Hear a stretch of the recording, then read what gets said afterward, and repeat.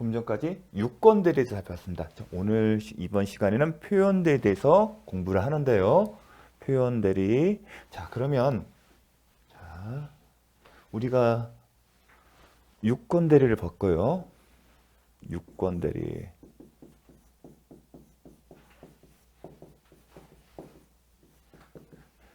있을 이유는 대리권이 있다는 겁니다. 이 전제에서 그 효과 살펴봤고요. 그러면 유권대리 비교했을 때 대리권이 없다고 생각하는 무권대리. 이 무권대리는 어떻게 취급을 할지 이제 공부가 되겠죠. 그러면 먼저 출발점은 뭐냐면 우리가 무권대리는 어떤 경우가 무권대리가 해당되는지를 봐야겠죠. 우리 유권대리 공부하면서 배웠죠. 먼저 대리권의 유효요건. 대리권이 존재하지 않거나 아니면 대리권은 존재한다. but 그러나 범위를 벗어난 경우가 대리권이 존재하지 않는 경우겠죠. 이것도 대리권 존재하지 않죠. 벗어난 거니까. 대리권의 범위를 벗어났다는 얘기는 기본 대리권 존재하지만 그 존재하는 대리권의 범위를 벗었다는 얘기는 범위를 벗어난 부분에 대해서는 대리권이 없는 겁니다. 근데 대리권이 없는 경우는 대리권이 처음에는 대리권이 있었다가 나중에 소멸한 경우도 있을 거고요. 애시당초 처음부터 이렇게 처음부터 대리권이 없는 경우도 있을 겁니다. 그러니까 대리권이 없는 경우는 있겠고요. 또 하나 제가 했죠. 자기계약 및 쌍방 대리 금지에 위반된 경우 그때 무권대리고 또 뭐가 있죠? 공동대리인데 이걸 위반한 경우 이게 다 무권대리가 되는 겁니다. 이게 무권대리 유형 이 정도는 알고 있어야 합니다.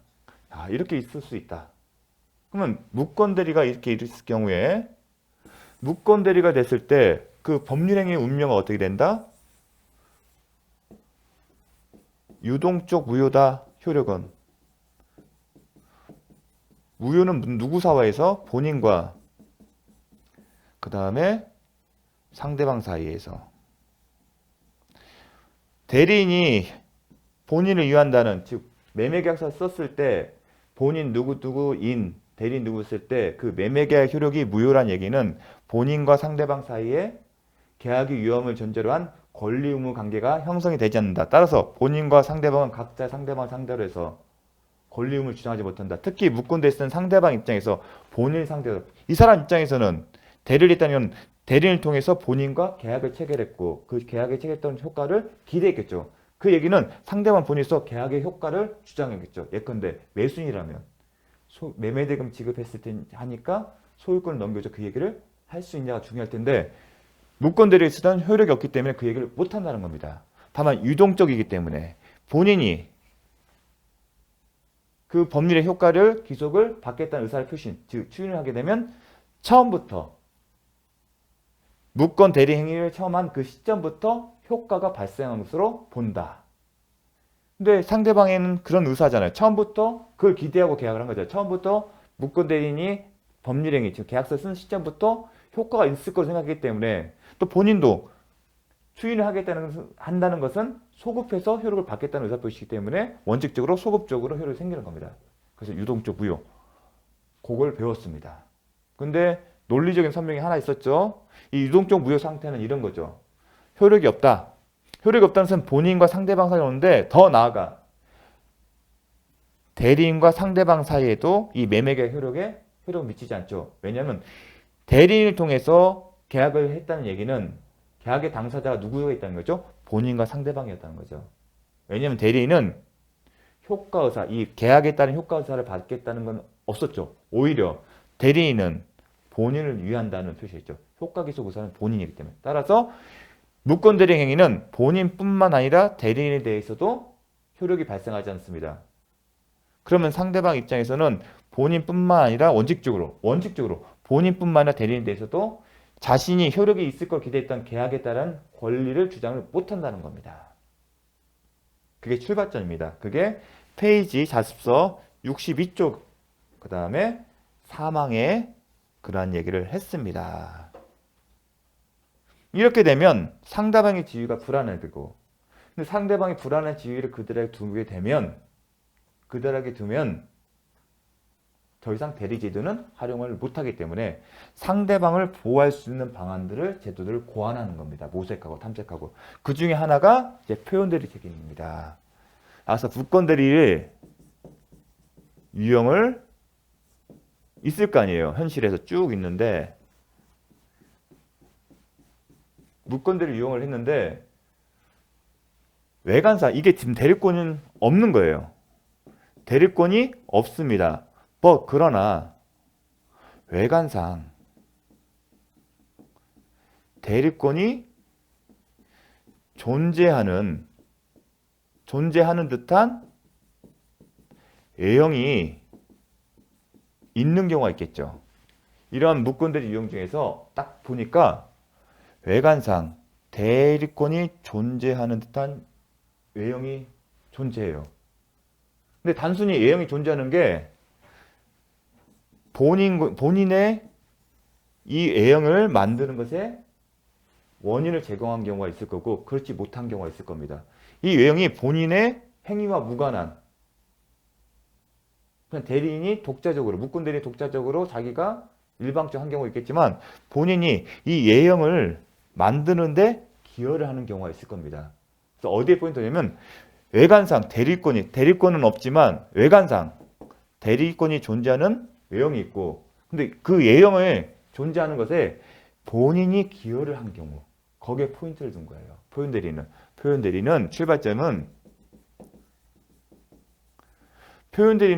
출발점은 바로 본인이 이런 외형을 작출한 것, 만든 것에 기여를 한 겁니다. 그래야만이 이론적으로 타당한 근거를 만들었습니다. 뭐냐면 표현대리는 무권대리에서 출발해요. 무권대리에서 출발했기 때문에 원칙적으로 본인은 계약을 전제로 하면 계약상 책임이 없어요. 그렇죠. 무권대리이기 때문에 아까 유동적 무효이기 때문에. 하지만 표현대리 인정되는 얘기는 대리권이 없지만 원칙적으로는 본인에게 계약상 책임이 없지만 예외적으로 법이 정한 표현대리 책임의 일정한 요건을 갖춘 경우에는 본인에게 책임을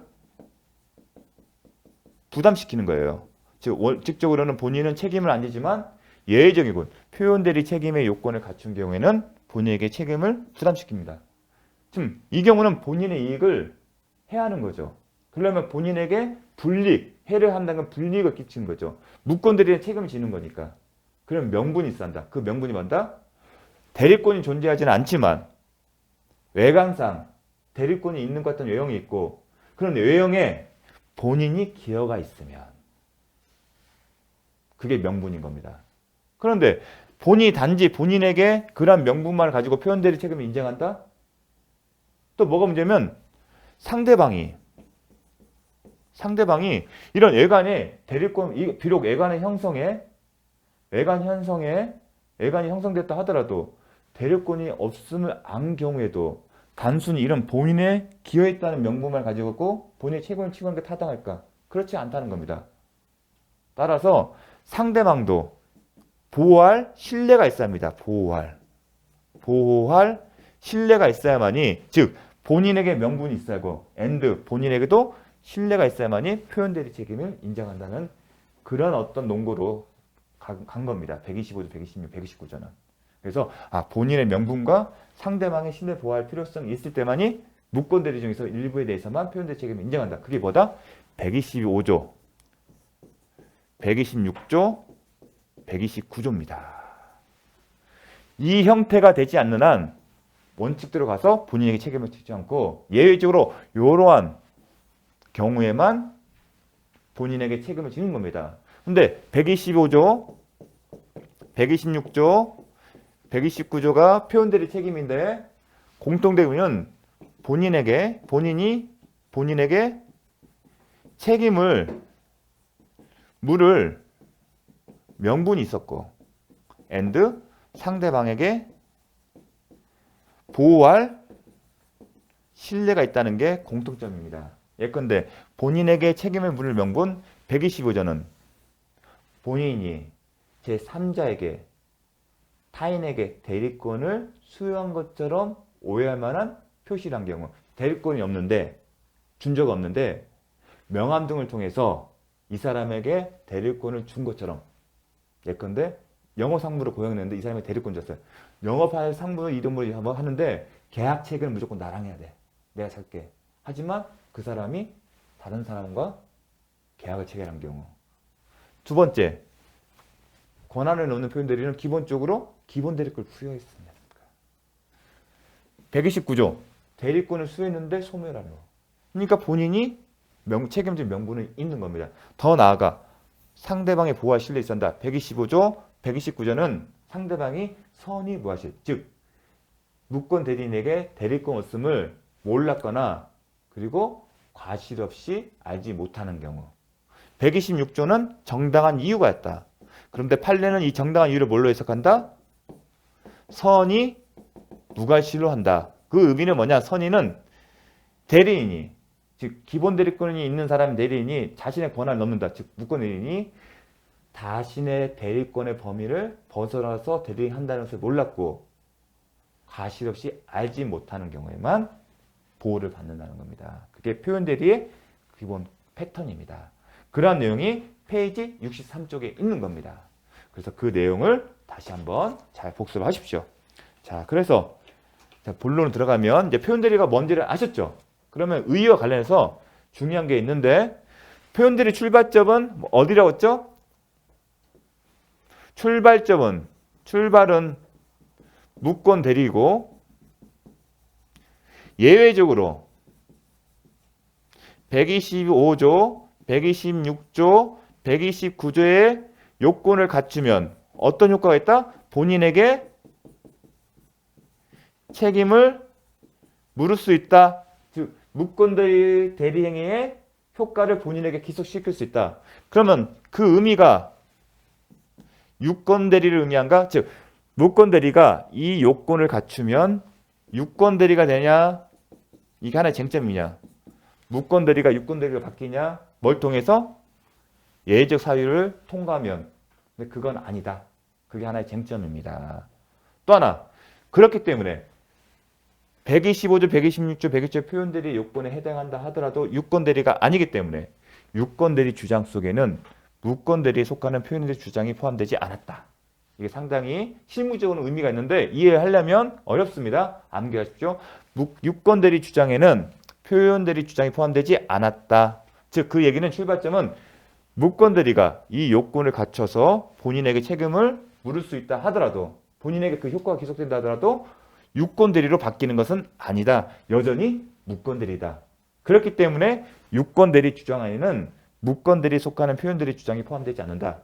즉 이 얘기를 하고 싶으면 유권 대리 주장도 하고 표현 대리 주장도 별도로 하라는 얘기입니다. 이게 실무적으로 주장 책임이고 증명 책임과 연관되는 건데 여러분 거기까지는 알 필요 없고 요 핵심 내용만 기억하십시오. 페이지 76조 의 파트에 제가 판례를 소개했습니다. 그 내용을 읽어보시면 됩니다. 그러면 개별적으로 이제 125조, 126조, 129조에 대해서 하나씩 살펴보겠습니다. 표현대리 책임에서는 가장 중요한 게 126조고요. 가장 잘 나오는 게 126조입니다. 그 다음에 잘 나오는 게 뭐냐면 아까 복대리인 파트에서 기억나십니까? 권한 범위 내에서 즉 임의대리인이 예외적 사유 즉 본인의 승낙이나 부득이한 사유 없이 복대리인 선임했을 경우에도 126조가 적용될 수 있는지 또 하나 임의대리인이 대리권이 있었는데 소멸 후에 복대리인 선임했고 선임된 복대리인이 대리행위를 했을 때도 129조 적용될 수 있냐 그게 잘 나옵니다. 나머지는 띄엄띄엄 나옵니다. 하지만 의미는 아셔야 합니다. 일단 125조 대리권 수요 표시에 의한 표현들이 수요를 표시했어요. 표시에는 제3자가 있겠죠. 먼저 어떤 경우냐면 제가 사업체를 운영하는데 영업이 중요해요. 근데 제가 여러분들 몇 분을 영업상부로 고용을 했어요. 그러면 영업상부라는 그 호칭을 쓰는데 호칭은 영업을 뛰려면 이제 명함이 필요하잖아요. 그 명함에 영업상부 써놨어요. 근데 제가 여러분한테 얘기했어요. 이 명함으로 영업을 하는데 계약서 쓸 때는 내가 나서겠다. 계약 체결 대리권은 없다. 영업과 관련해서 너는 전혀 대리권이 없어. 단지 사람 끌어오기만 해. 그럼 나머지는 내가 알아서 할게. 그렇게 했어요. 즉 대리권은 주지 않았지만 명함은 영업상부 쓰겠어요. 근데 영업상부 자체에서 갖고 있는 그 명칭에는 대리권이 있는 것처럼 보이는 거예요. 그럼 여러분이 제가 승낙한 거죠. 그 영업상부 명함을 가지고 거래를 하는 거예요. 근데 이 경우에 제가 대리권 수요 표시는 뭐죠? 대리권 수요는 영업상무로 기재된 명함을 쓰게 만든 거예요. 하지만 실제로 여러분한테 제가 대리권 주지 않았어요. 근데 그 영업상무로 기재된 명함을 쓰게 하는데 이 명함은 제가 누구한테만 쓰라고 한 게 아니라 불특정이죠.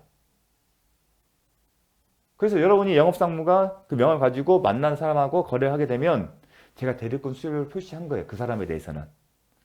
근데 혼동이 뭐냐면 이거예요. 여러분 지금 이제 명함을 줬으면 아무한테나 다 가서 영업을 할 거 아니겠습니까? 그럼 표시의 그 상대방은 특정이 안 됐어요. 그런데 특정된 경우가 있겠죠. 여기서 혼동할 게 뭐냐면 주의할 게 뭐냐면 영업 상무 쓰는데 이거는 어디 가서 그 사장님하고 거래할 때만 써. 그러니까 특정된 상대방에 대해서만 명함을 쓰게 만든 겁니다. 그러면 이 대리권 수요 표시한 표현들은 어떤 의미냐면 제가 얘기를 한 겁니다. 저희 이번에 새로운 그 사장님한테 새로운 영업 그 상무를 뽑았으니까 그 영업 상무와 앞으로는 거래를 하세요. 특정한 상대방에 대해서만 대리권 수요를 표시한 거죠. 그 경우의 표현 대리는 그 사람과 지금 명함 사용을 허락받은 사람 사이에 대리행위에 대해서만 125조가 적용될 수가 있습니다. 그걸 하나 주의를 하십시오. 그게 시험에 출제되면 참 혼동되기 쉽습니다. 그래서 의의는 객관적으로 볼 때 일단은 출발은 대리권이 없습니다. 수요를 안 했습니다. 하지만 객관적으로 볼 때 대리권이 있는 것 같은 외형 추단케 하는 직함이나 명칭을 본인의 명시적 또는 묵시적 승인안에 사용하는 경우 많이 문제된다. 어떤 경우에 시험은 출제되는 게 아니지만 이런 경우가 이런 문제다. 그렇게 이해를 해주십시오. 자, 그러면 자습서 페이지 77쪽의 보고서 한번 정리를 하겠습니다. 페이지 77쪽입니다. 먼저 76쪽부터 보겠습니다. 페이지 76쪽 2-가-1 이걸 보겠습니다. 방가를 1번 민법 제125조는 제3자에 대하여 타인에게 대리권을 수여함을 표시한 자는 그 제3자라고 했습니다. 3자에 대하여 타인에게 대리권 수여함을 표시한 자는 그 대리권 범위 내에서 행한 타인과 제3자 간의 법률 행위에 대하여 책임이 있다. 타인과 제3자예요. 지금 타인이 지금 무권 대리인인데 제3자에서 이 사람에게 대리권 수요를 표시를 제3자에 표시했다면 이 사람과 이 사람 사이에 대해서 한다. 어떤 경우다? 특정된 경우에. 이 제3자 특정된 경우는 이 사람과 이 특정된 사람 사이에서만 행위돼서 125조가 되는 건데 이 3자가 불특정이라면 불특정한 상대방으로 가겠죠. 그 표현을 기억해주십시오. 그래서 제가 밑줄 간 게 그 타인은 특정된 제3자. 이 사람하고만 하기로 새롭게 그 거래처에 새로운 상무 뽑았습니다. 앞으로는 그 사람과 거래를 영업적인 것을 얘기를 하십시오. 그 사람한테만 표시했기 때문에 그 사람과 묵권 대리, 영업상무 그 명함을 쓰는 사람과의 행위에 대해서만 125조다. 그런 의미입니다. 시험 출제 포인트. 자, 77페이지 나항입니다. 대리권 수요 표시의 방법은 있다. 자, 어떤 수요 표시는 제한 없었죠. 본인이 타인에게 대리권을 수여하지 않았지만 수여하였다고 상대방에 통보한 경우, 상대방의 통보에 특정이 됐다는 얘기입니다. 그 타인이 통보받은 상대방이 아니라 통보받은 상대방 A의자의 본인을 대리하여 행위를 한 때에도 125조의 포인트 적용된다? 아니다. 통보받은 상대방 특정돼 있으면 그 상대방과 그 타인 사이에 대리, 무권 대리 행위가 이루어졌을 때야만이 125조가 적용된다. 그 얘기 설명하려고 설명한 겁니다. 주의하십시오. 대리권 3번, 동그라미 3번, 대리권 수요 표시에 의한 표현 대리인은 표리에서 대리권 수요 표시는 대리권 또는 대리인이라는 표현을 사용 경우 한정한다. 그렇지 않다. 영업상무 할 때 대리권을 추단케 하는 거지 반드시 추단케 하는 이런 표현도 상관없다는 얘기입니다. 반드시 대리, 대리권 표현 쓸 필요 없습니다. 중요합니다. 여기를 벗어나지 않습니다. 자, 126조 표현 대리 잠시 쉬었다가 126조 보도록 하겠습니다.